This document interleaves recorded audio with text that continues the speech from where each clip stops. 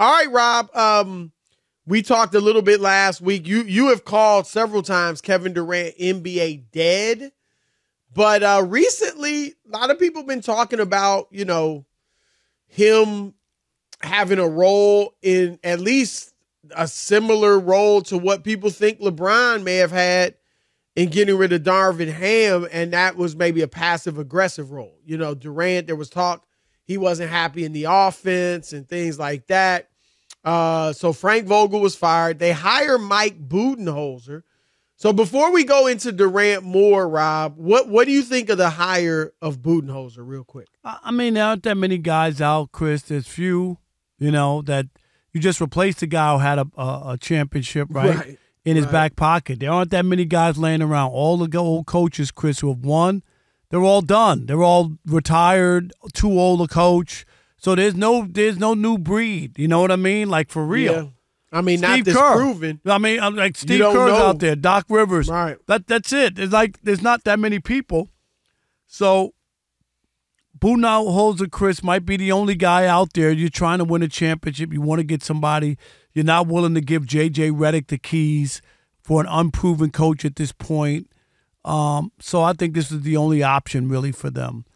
It's a good one, but I just think their problems are bigger than the coach. I agree with that. I think they got personnel issues, Chris. Yep. Their bench, paper thin. We talked about it. Like, it's top heavy. Beal, is that a real fix, Chris? Is that a real fit? I mean, I know, it's an arms race. Is he going to be healthy? Right.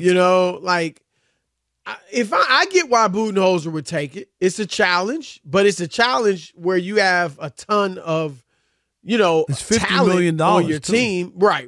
The money, not to mention. But I think the thing is, Rob, and I think we should be careful not to do this. I don't mean just me and you. I mean the media in general, or even the public. We shouldn't lower the kind of the standard for this team, Rob, because our expectations have been lowered, right? Like when you come together with Kevin Durant, Devin Booker, now Bradley Beal, heck, Rob, even when it was Booker and Durant, Chris, people had high expectations. You think championship, right? And Phoenix has been good. We know they were in the finals a few years ago. They've been to the finals before in the past. They just haven't been able to get over the hump. So when they brought in Kevin Durant, when he said he wanted to go there, Rob, the thinking was championship. And I'm just saying, look, I think many of us think, okay, they'll be better with Budenholzer. But if better is just getting to the second round, winning 55 games, then that's not good enough. It should be championship or bust for this team. And I think we should keep those high, lofty standards as the bar for this squad. But anyway, Kevin Durant, now our friend Stephen A. Smith was talking about Durant today on First Take, Rob. He made a strong statement. Here's what he said. Go ahead, okay. Here's where Mike Wilbon didn't go into details that all of us covering the NBA are fully aware of. Kevin Durant in Phoenix is a problem. It is a problem. We don't see it because the stats are there. Him and Booker average 27 points per game and what have you. But they say Kevin Durant is never happy. They say that he went more than a month without even talking to the head coach.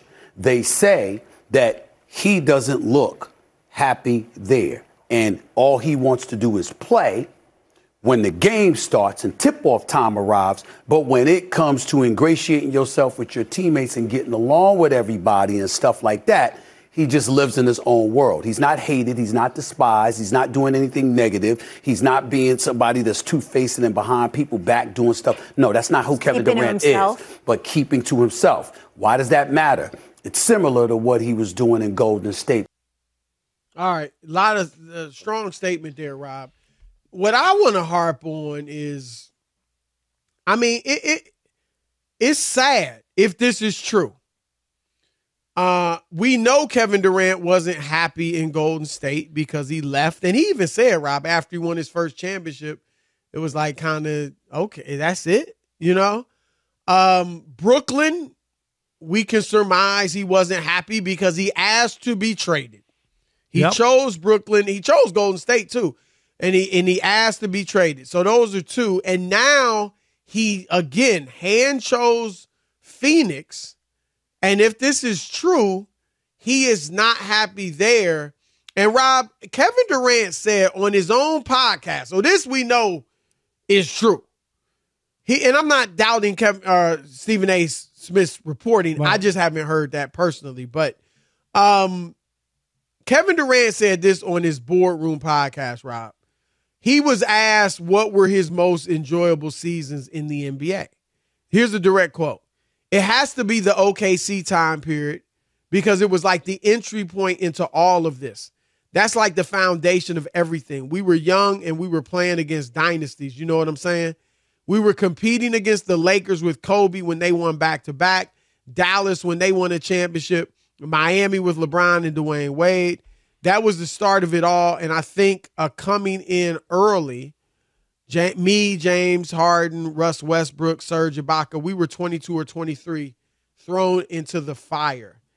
Rob, it's just, like I said, I really hope Kevin Durant is happy because he's got, Rob, everything he could want as far as everything money could buy, right? He could get any type of material item. He's obviously life is good, Chris. Are you kidding? I mean, like, right. You're playing a game you love at the highest level. You're one of the all-time greats. You've made a mark in the league, right? You've done a lot. You can, beautiful women at your disposal if you like.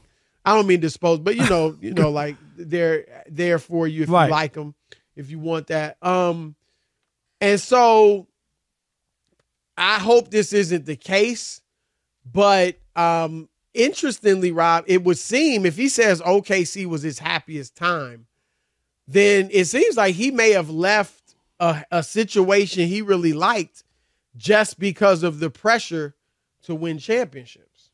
Well, I take it as he doesn't want that pressure anymore.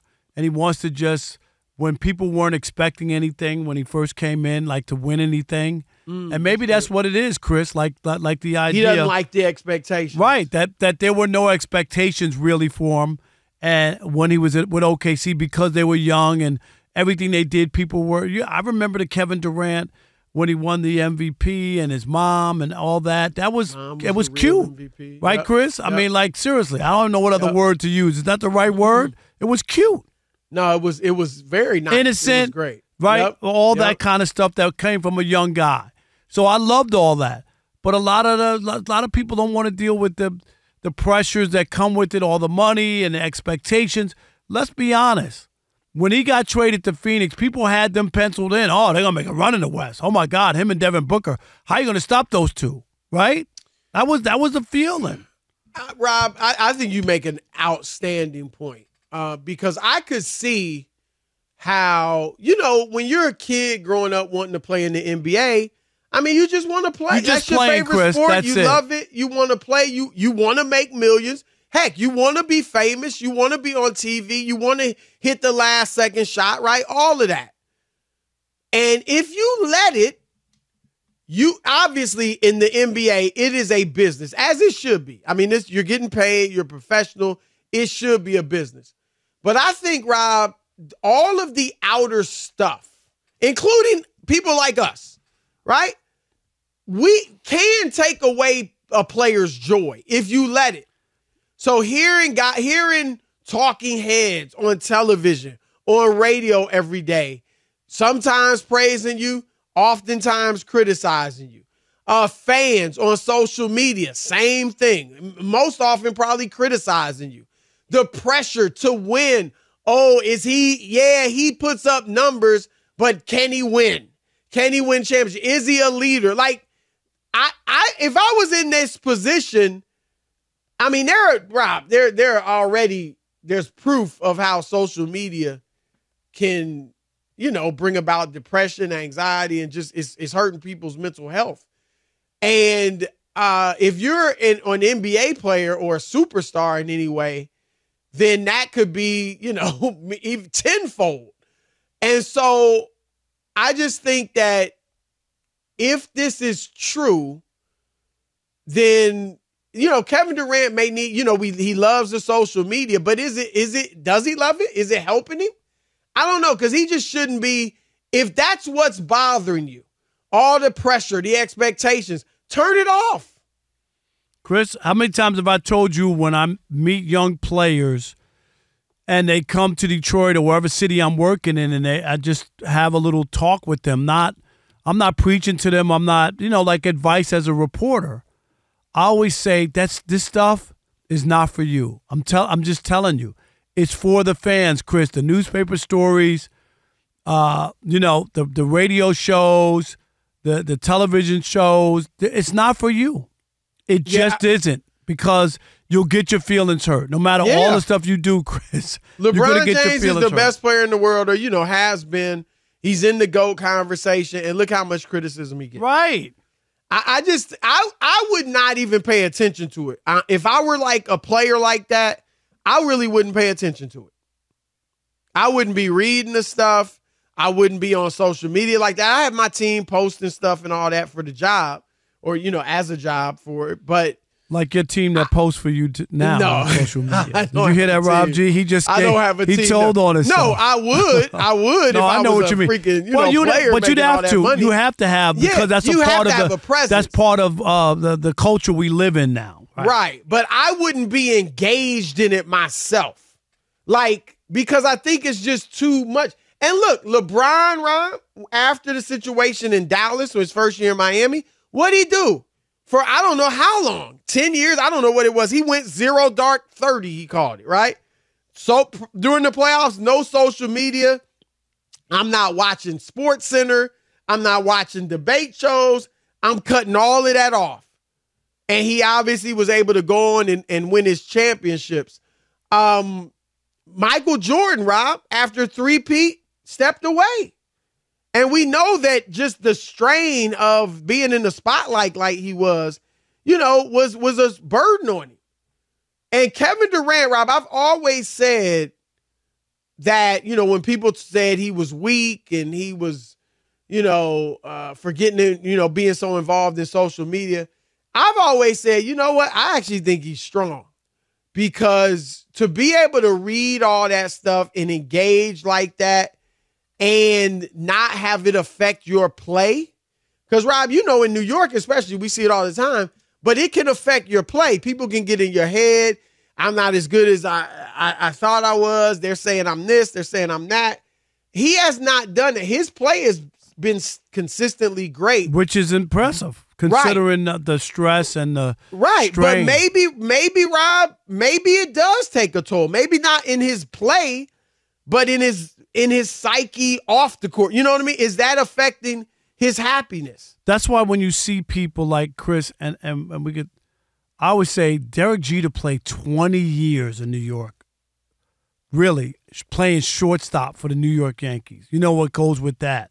Right. And they didn't win every year. I mean, obviously they had a hell of a run. You think he really paid attention to a lot of the stuff that was out there? I think he didn't let it bother him. I just think that Derek had a solid thought process on it. I can remember once, speaking of, Skip Bayless said, or kind of suggested once, something like that Derek Jeter might be on the juice or something like that. Right. And they went to Derek. You know what I mean? Like, this was on national television, on ESPN.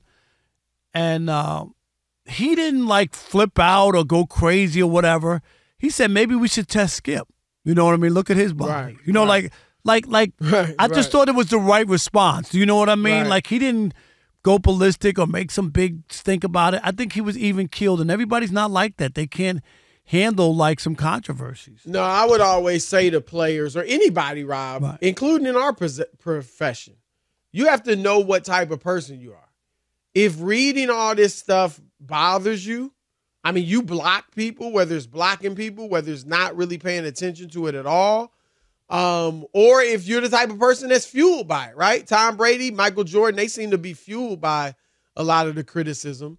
So, but you have to know who you are. If you're a type of person that this stuff bothers, then you don't need to be reading it every day, for your sanity. So I hope that Kevin Durant is happy. Rob, he's picked all these different places, Golden State, Brooklyn, Phoenix, and hasn't seemed happy in any of them. You know what? The next team he should go play in Oz.